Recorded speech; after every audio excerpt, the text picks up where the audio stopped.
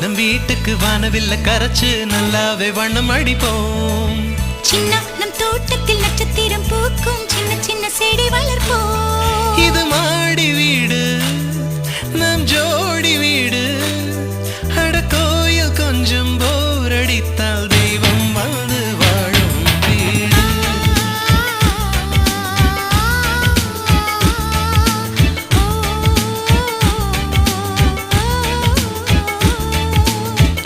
நம் வீட்டுக்கு வானவில்ல கரைச்சு நல்லாவே வண்ணம் அடிப்போம்.